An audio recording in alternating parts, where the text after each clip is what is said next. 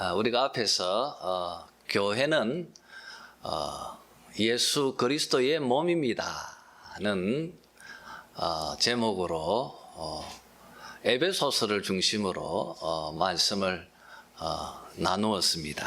이제 오늘은 이 설교의 제목이 우리의 어머니 교회입니다. 그래서 오늘은 이제 교회는 우리의 어머니입니다는 제목으로 말씀을 나누려고 합니다. 자, 여러분, 우리가 지금 살아가고 있는 이곳에는 교회라고 하는 이 이름을 가진 이 종교단체가 매우 많습니다. 여러분, 그 교회마다 너무나 다양한 자기만의 색채를 가지고 있습니다. 우리 주변만 봐도 교회마다 정말 다양한 그런 모습들을 가지고 있습니다. 어떤 교회는 이 성령 운동에 집중하면서 이 은사와 신유 여기에 집중합니다. 또 어떤 교회는 그 찬양하고 또 교제하는 것을 또 주로 해서 집중을 합니다. 이렇게 교회는 수많은 그 교파들의 그런 그 신학의 틀 안에서 여러 모습들을 가지고 있습니다. 근데 심지어 또 많은 사입이나 이단들도 교회라고 하는 이름을 가지고 자기들의 모습을 가지고 있습니다. 여러분, 이렇게 많은 교회들 속에서 어떤 교회가 살아인지, 또 어떤 교회가 하갈인지, 어느 교회가 참 교회고 또 어느 교회가 거짓 교회인지 우리가 분별을 해야 할 것입니다. 이런 분별력을 가지기 위해서 우리가 이런 교회란 무엇인가는 주제로 지금 말씀을 나누고 있습니다. 자, 여러분, 교회는 우리들의 어머니입니다. 이렇게 가르치고 있는 오늘 우리가 읽은 이 갈라디아서의 말씀을 이제 살펴보았으면 합니다. 자, 여러분, 21절을 보면 사도 바울이 오늘 이 말씀을 율법 아래에 있고자 하는 자들아고 그렇게 말하면서 이 말씀을 들려주고 있습니다. 여러분, 율법 아래에 있고자 하는 자들, 그들은 누구입니까?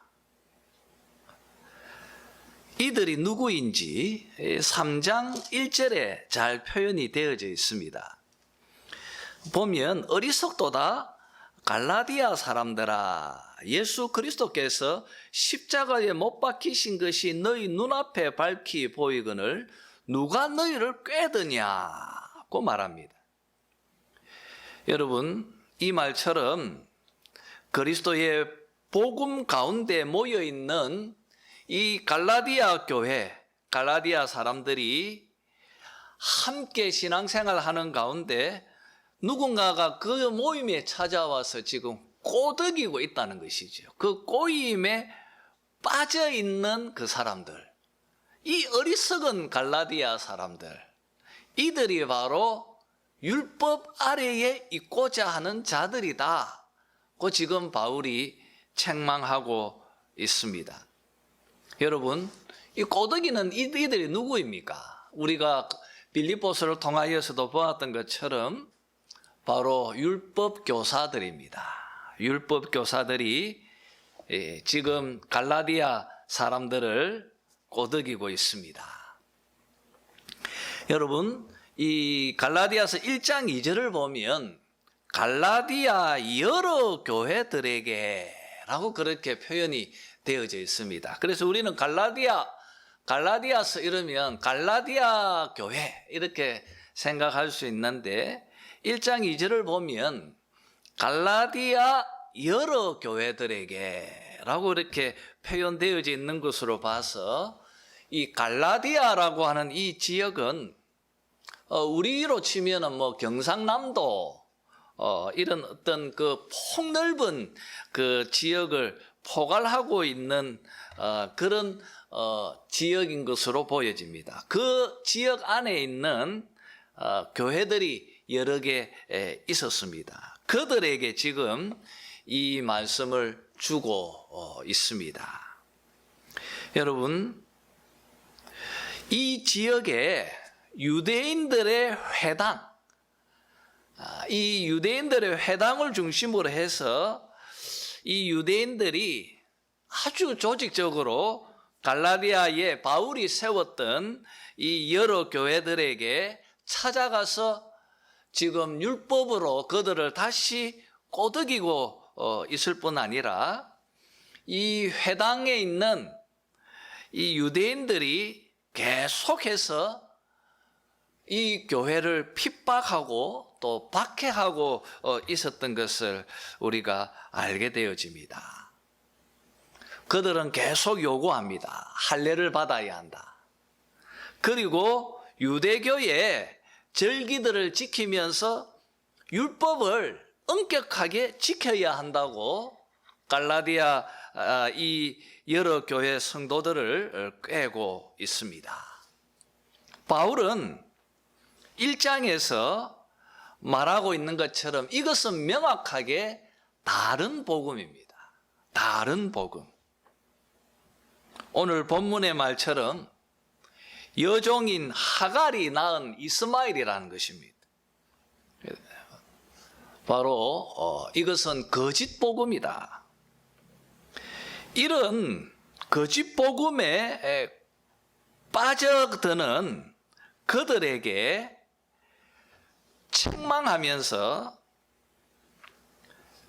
이 다른 복음에서 돌이켜서 다시 참된 복음으로 사라로 다시 돌아오도록 권면하기 위해서 준 말씀이 오늘 우리가 읽은 이 말씀입니다.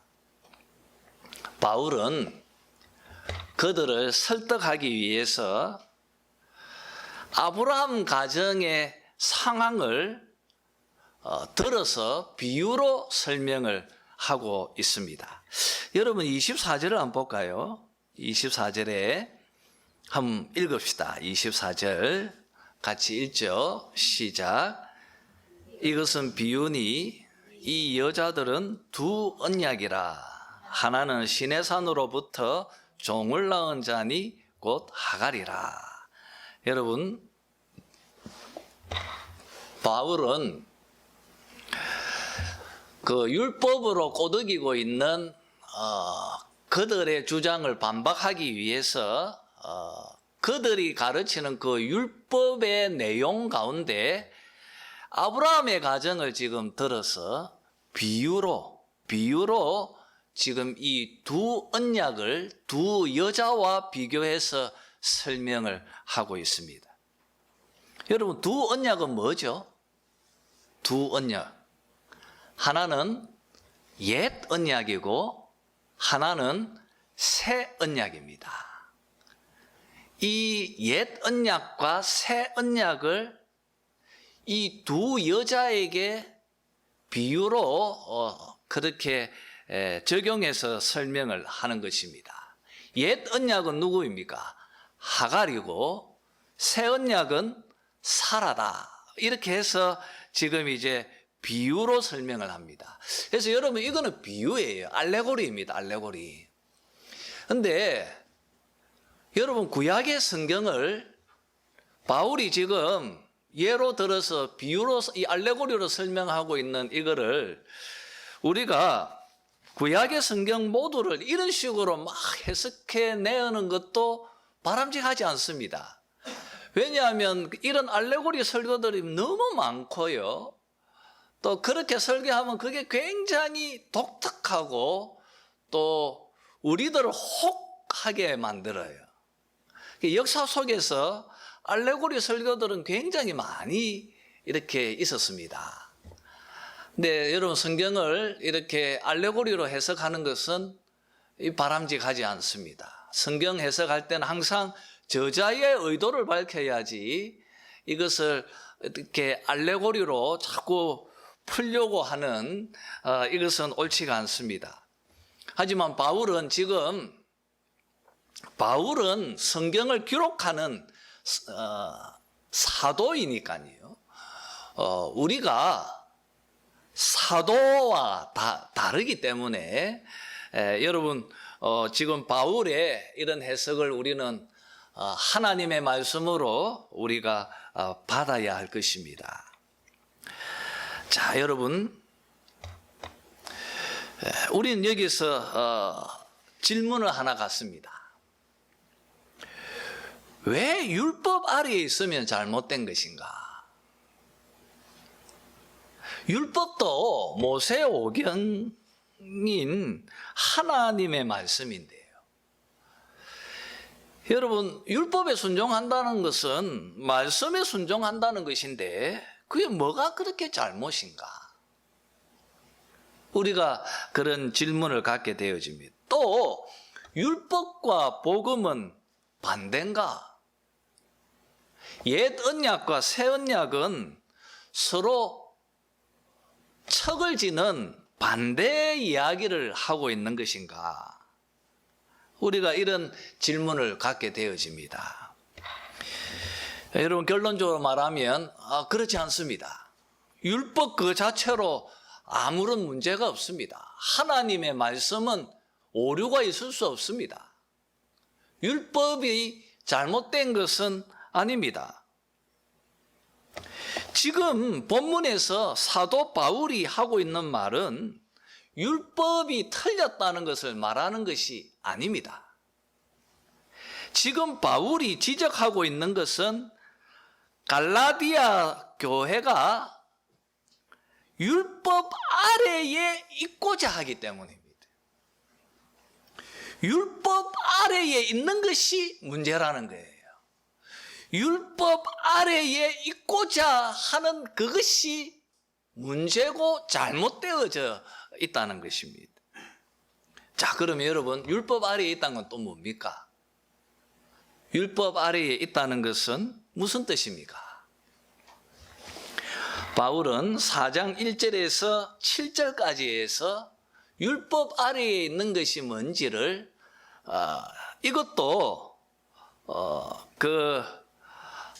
상속자, 유업을 이을 자에 적용해서 율법 아래에 있는 것이 뭔지를 설명하고 있습니다. 자, 여러분, 한번 이 바울이 살았던 이 로마 시대에는 로마 귀족들이 있었습니다. 이 귀족 가문에 유업을 이을 주인의 아들 상속자를 한번 생각해 보았으면 합니다. 이 상속자가 어렸을 때는 귀족으로서 주인에 걸맞게 훈련과 교육을 받습니다. 특별히 그 전쟁에서 상대 국가에서 아주 뛰어난 학식이 있는 사람들을 사로잡아다가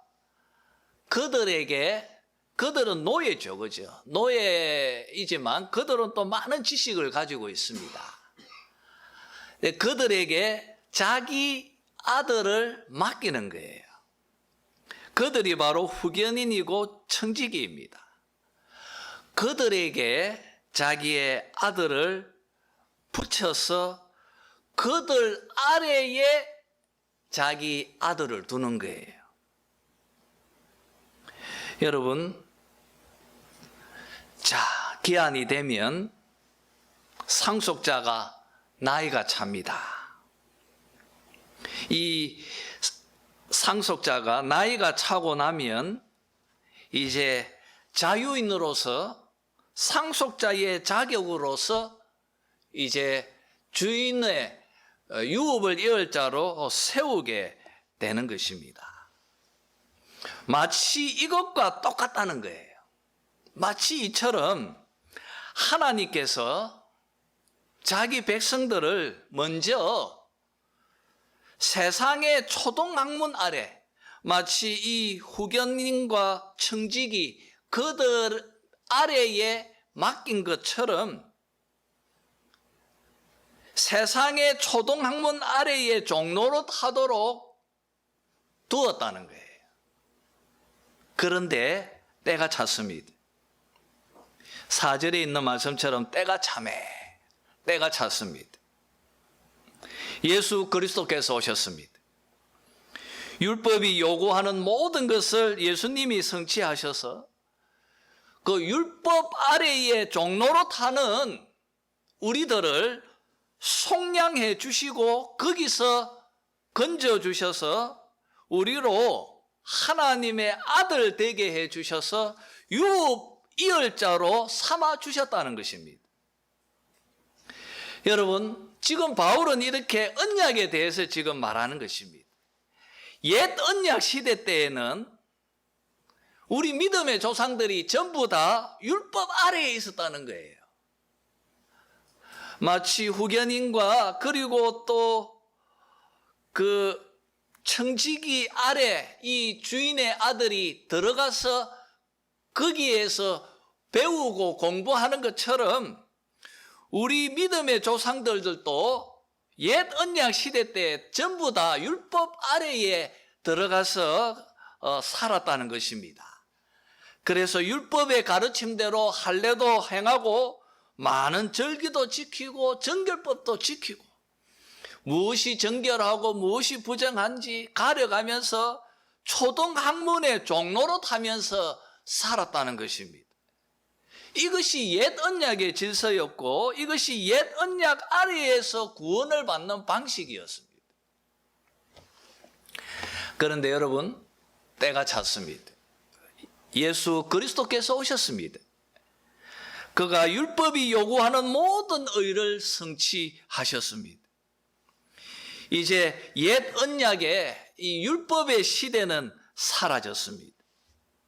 예수 그리스도 안에서 새 언약의 시대가 도래한 것입니다. 지금 갈라디아 여러 교회들은 바로 이 새 언약 아래에 살게 되어졌다는 것입니다. 그런데 새 언약 아래에서 참 자유를 누리면서 사는 이들이 다시 어디로 가고자 하는 거예요? 옛 언약의 율법 아래로 들어가려고 하고 있다는 것입니다. 바울은 이것을 보면서 이것은 다른 복음이다. 이것은 너희들이 유대인들의 초등학문으로 다시 돌아가는 것이다. 지금 그들의 그 모습을 보면서 책망하기 위해서 지금 이 말씀을 주고 있는 것입니다.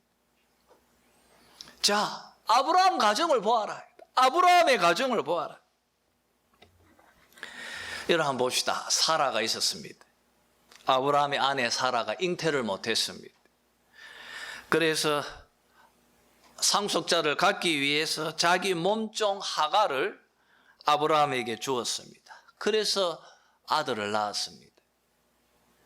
그 아들이 바로 오늘 바울의 지적처럼 육체를 따라서 낳은 이스마엘이었습니다.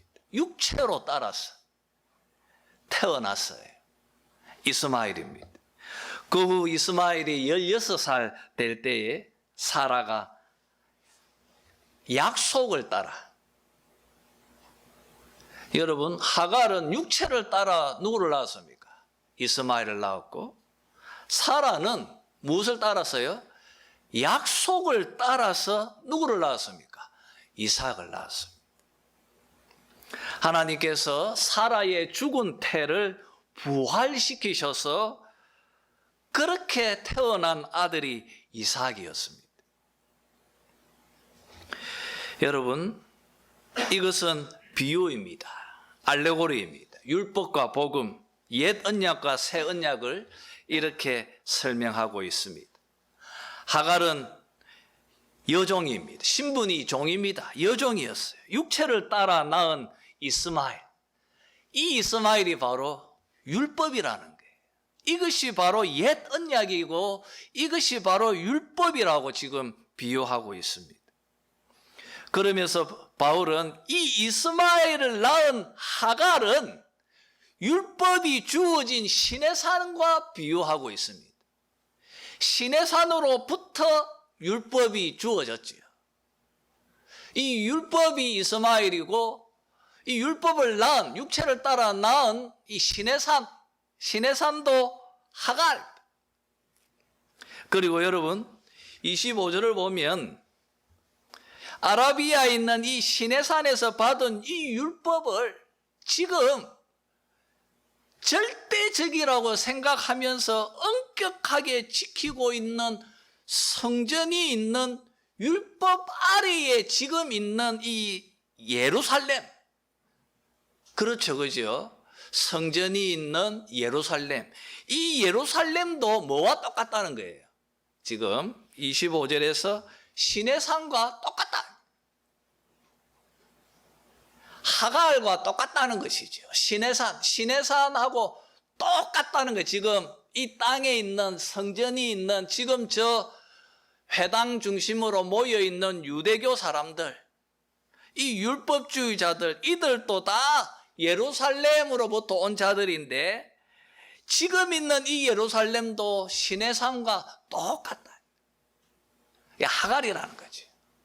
그들은 하갈의 후손이고 그들은 율법을 쫓는 자들이고 그러니 그들은 다 종의 자녀들이고 종노릇하고 있는 자들이다. 그러나 우리는 이 새 언약에 살고 있는 우리는 하갈과 다르다. 자, 26절이죠. 오늘 설교의 논지이고요. 주제 9절입니다. 그리고 우리에게 교회는 우리의 어머니입니다는 것을 가르치는 귀절이죠. 26절 한번 읽어봅시다. 한번 다 같이 읽겠습니다. 시작. 오직 위에 있는 예루살렘은 자유자니 곧 우리 어머니라. 지금 사라를 말하고자 하는 거죠. 자, 땅에 있는 이 예루살렘은 육체를 따라 율법을 쫓는 하갈을 어머니로 섬기는 그들은 다 이스마엘이라는 거죠. 율법주의자들은. 그러나 우리는 땅에 있는 예루살렘이 아니라 어디예요? 위에 있는 예루살렘. 자, 여러분, 위에 있는 예루살렘. 바울은 지금 무엇을 비유하고 있을까요? 위에 있는 예루살렘. 이 뭡니까? 위에 있는 예루살렘. 바로 교회입니다. 여러분, 예수님은 산상설교에서 자기를 믿고 따르는 이 새언약 백성들을 향하여서 너희는 산 위의 도성이라고 말했습니다. 산 위의 도성, 빛을 발하라. 너희는 세상의 빛이다. 너희는 산 위의 도성이라고 말씀하셨습니다. 그리고 여러분, 사도 요한은 요한계시록에서 하늘에서 땅으로 뭐가 내려온다고 했습니까? 새 예루살렘이 내려오죠. 새 예루살렘. 하늘로부터 땅으로 내려오는 새 예루살렘. 뭡니까? 사도 요한은 계시록에서 이것을 교회로 비유하고 있습니다. 교회예요. 사도 바울이 지금 말하고 있는 위에 있는 예루살렘. 이것은 오순절 성령 강림 이후에 이 땅에 세워진 바로 새 언약 아래에 모여 있는 교회를 지금 비유하고 있는 것입니다. 바울은 이 교회를 27절에서 이사야 선지자의 예언으로 이 약속의 성취로서 세워진 것이라는 것을 27절에서 이사야서 말씀을 인용하면서 갈라디아 성도들을 격려하고 있습니다. 여러분, 마치 이스라엘은, 이 새 예루살렘은, 이 교회는 사라처럼 잉태하지 못하고 버림받은 것처럼 보였습니다. 마치 하나님과 이스라엘이 이혼당한 것처럼, 홀로 사는 과부처럼 그렇게 비참하고 나약하게 보였습니다. 예수 그리스도를 버렸고 십자가에 매달았습니다. 그러나 이 여인은, 이 교회는 그리스도로 이 십자가와 부활 가운데 모여든 이 교회는, 앞으로 이 교회는 많은 자녀들을 낳을 것인데 그 자녀의 수가 남편 있는 자의 숫자보다 훨씬 더 많을 것이다. 그러면서 이 교회가 유대교, 율법을 따르는 유대교보다 훨씬 더 왕성하게 부흥하게 될 것이다는 것을 이사야서 이 말씀을 차용하면서 바울이 이 예언의 말씀을 적용하고 있습니다. 여러분, 위에 있는 예루살렘, 하늘로부터 땅으로 내려온 이 새 예루살렘, 이것은 바로 복음으로, 예수 그리스도의 복음으로 다시 모여든 바로 이 땅에 성령으로 하나님의 상속자로 세워진 바로 우리들, 성도들, 교회를 의미하는 것입니다. 그러면서 바울은 여기에서 교회는 자유자니, 곧 이 교회는 자유자니, 사라의 신분이 주인이지 않습니까? 자유자이지 않습니까? 교회는 자유자이니, 자, 율법의 종노릇하는 종이 아니라 교회는 이제 이 율법으로부터 자유한, 율법의 멍에로부터 벗어난 자유자로서 이 교회는 곧 우리 뭐라고 했습니까? 어머니라 고 말하고 있습니다. 여러분, 교회 역사는 이 귀절을 차용해서 교회를 이렇게 정의합니다. 교회는 우리의 뭐라고요? 어머니이다. 그렇게 정의합니다. 이것이 바울이 우리에게 비유로 교회를 정의한 두 번째 정의입니다. 첫 번째는 교회는 그리스도의 몸입니다. 두 번째로 교회는 뭐라고요? 성도들의 뭐라고요? 어머니입니다. 꼭 그렇게 정의하고 있습니다. 여러분, 바울은 29절에서 그때의 육체를 따라 난 자가 성령을 따라 난 자를 박해한 것 같이 이스마엘이 이 이삭을 박해한 것처럼 지금도 똑같다. 지금도 똑같다. 지금도 너희 가운데에서 율법주의자들이 이 복음을 따르는 너희들을 박해하고 있다.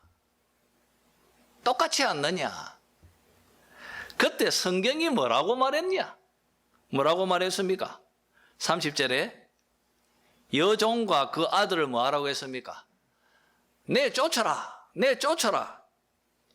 여종의 아들이 자유 있는 여자의 아들과 더불어 유업을 얻지 못하리라 하였느니라. 내쫓아라. 사라가 냉정하게 하갈과 이스마엘을 내쫓지 않았습니까? 그런즉 형제들아, 우리는 여종의 자녀가 아니고 자유 있는 여자의 자녀니라. 그러니 너희들이 왜 하갈의 자녀가 되려고 하느냐? 너희들은 자유하는 상속자이다. 하나님의 성령으로 다시 태어난 하나님의 자녀들이다. 왜?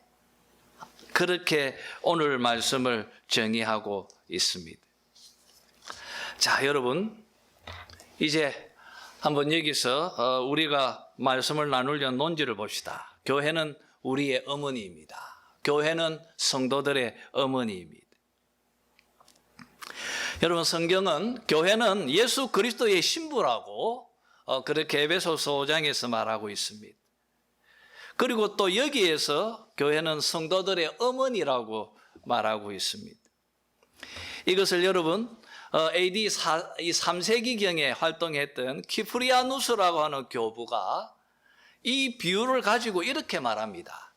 그리스도의 거룩한 신부는 순결한 수주범을 통하여 자녀를 낳아 양육하고 보존해서 그 자녀들을 하나님의 왕국으로 이끌고 있습니다.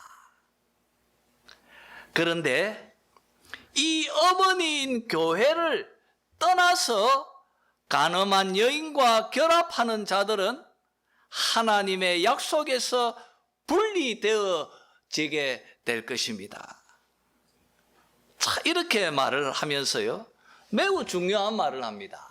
이게 키프리아누스의 굉장히 중요한 유명한 말입니다. 여러분이 좀 기억했으면 좋겠습니다. 교회를 어머니로서 갖지 아니한 자는 더 이상 아버지로서의 하나님을 가질 수 없다. 꼭 그렇게 말하고 있습니다. 교회를 어머니로 갖지 아니한 자는 더 이상 아버지로서의 하나님을 가질 수 없다. 이 정의는 이 기독교 역사 속에서 교회를 이해하는데 굉장히 중요한 말씀으로 자리 잡게 되어집니다. 여러분, 교회를 어머니로 갖지 아니한 자는 더 이상 아버지로서의 하나님을 가질 수 없습니다.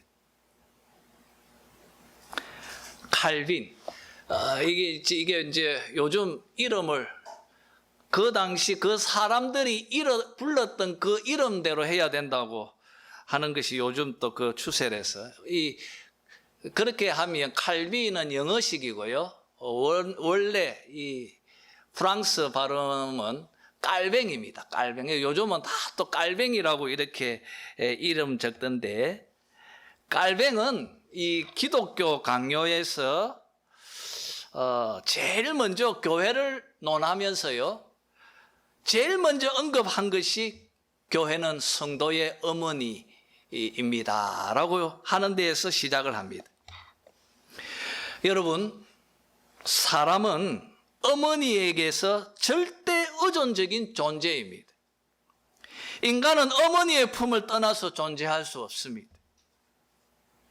인간은 어머니 품 안에서 잉태되고 태어나고 어머니의 젖을 통해서 자라고 보살핌을 받고 양육을 받고 성장합니다. 깔베는 바로 이것이 성도와 교회의 관계라고 설명을 하고 있습니다. 그러면서 칼빈은 교회를 어머니에 비유한 이유를 4가지로 정리합니다. 교회가 어머니인 이유, 첫째는 교회는 성도를 먹이기 때문입니다. 여러분, 성도들은 교회 속에서 예배로 통하여서 흘러나오는 목사의 설교를 통하여서 하나님의 말씀으로 양육되어지고 하나님의 말씀으로 먹게 되어지고 성장하고 자라게 되는 것입니다. 오직 복음으로, 오직 말씀으로 성장하고 양육합니다. 그래서 교회가 바로 하나님의 말씀으로 성도들을 먹이기 때문에 교회가 어머니이다고 첫 번째 이유를 설명합니다. 두 번째로 교회는 성도들을 돌보기 때문입니다.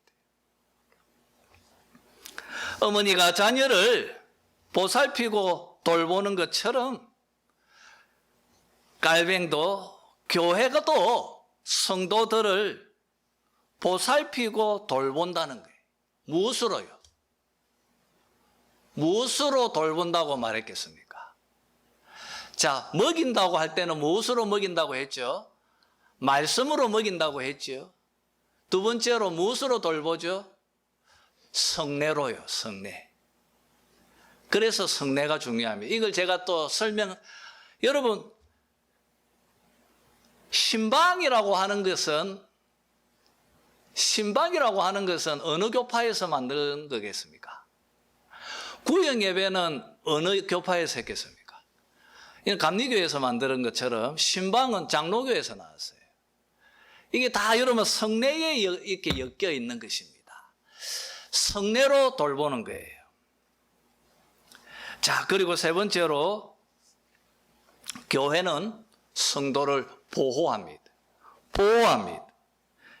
자녀들이 성장하는 동안 매우 다양한 위험에 봉착하는 것처럼 자녀들도 어머니의 보호 속에서 안전하다는 거예요. 그처럼 성도들도 영적으로 수많은 위험과 어려움에 봉착하게 되어질 때 그들의 믿음을 보존시키고 그들의 믿음을 굳건하게 붙잡아주는 역할을 하는 것이 교회입니다. 그래서 교회가 성도들의 어머니이다고 그 이유를 말합니다. 마지막 네 번째로 교회는 성도를 훈계합니다. 좋은 부모는 훈계로 자녀들을 올바른 길로 인도하는 것처럼 마찬가지로 교회는 성도들을 바른 권징, 여기서 권징이 나오는 것이죠. 바른 권징을 통하여 믿음의 길로 걸어가게 해야 한다고 말합니다. 이런 이유로 깔뱅은 교회는 성도들의 어머니입니다 라고 하는 이 귀절의 말씀을 가지고 교회를 정의합니다. 자, 여기서 칼빈은, 자, 여러분, 우리는 지금 이것을 다루는 가장 중요한 것, 무엇이 하갈인가? 무엇이 사라인가?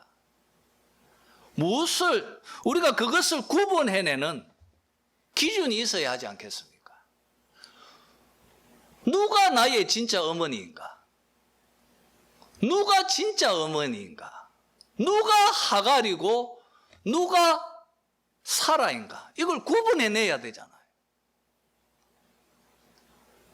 칼빈은 이것을 교회의 표지라고 말하면서 이 기준을 세 가지로 말합니다. 다 앞에서 했던 거죠. 교회가 어머니다라는 기준으로부터 나온 것인데, 진짜 어머니는 신실한 하나님의 말씀, 올바른 설교가 들려지는 곳이다.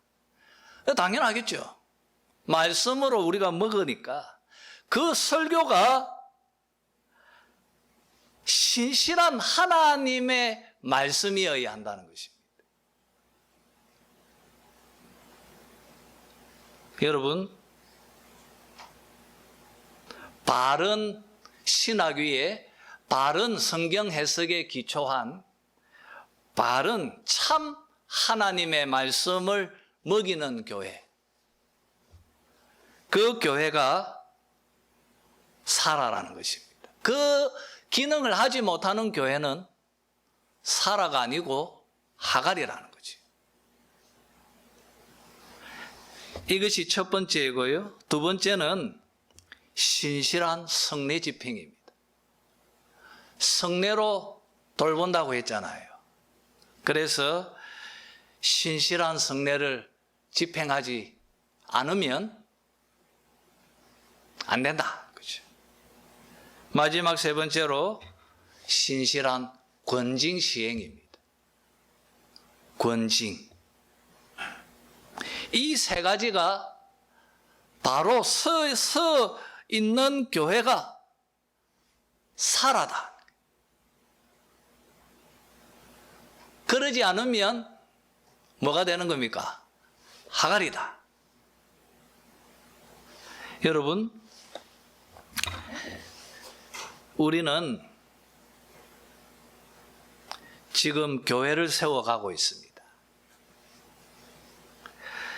어떤 교회가 좋은 교회입니까?